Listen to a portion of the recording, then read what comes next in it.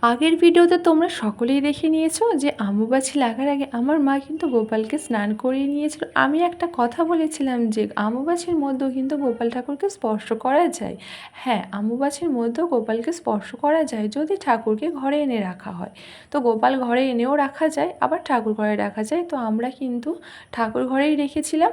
আর এই যে দেখো, অম্বুবাচী তো লেগে যাবে আজকে রাত্রিবেলা, তার আগেই আমরা ঠাকুর ঘরের প্রসাদ দিয়ে দিচ্ছিলাম। তো এখানে দেখো এত বড় একটা পাকা কাঁঠাল, এটাই কিন্তু আমাদের নিজেদের গাছের কাঁঠাল ছিল। আর এই কাঁঠালটা কিন্তু ছাড়াচ্ছিলাম আমি।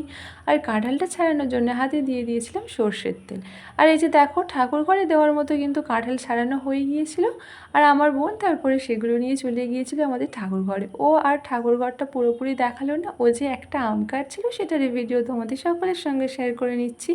আমার বোন কিন্তু বোনের মুখটাও দেখায়নি, ও শুধু আম কেটেছে। আর এই ভিডিওটা কিন্তু একা একাই করেছে, আমি আর যাইনি। তো দেখো, এখানে কিন্তু আম কাটাও হয়ে গিয়েছিল। আম কাটার আর নকুলদানা কিন্তু দেওয়া হয়েছিল ঠাকুরের জন্য। তো দেখো, এই যে নকুলদানা, তো তোমাদের কাদের কাদের বাড়িতে অম্বুবাচী লাগার আগে এই রকম নিয়ম পালন করা হয় অবশ্য করে কমেন্ট বক্সে জানো। আর উপরে কিন্তু দিয়ে দিয়েছিল তুলসী পাতা। নেক্সট ভিডিওতে অবশ্যই করে তোমাদের অম্বুবাচীর ভিডিও শেয়ার করে নেবো। এই ভিডিওটা এখানে শেষ করে দিলাম আজকের মতো, কিন্তু টাটা।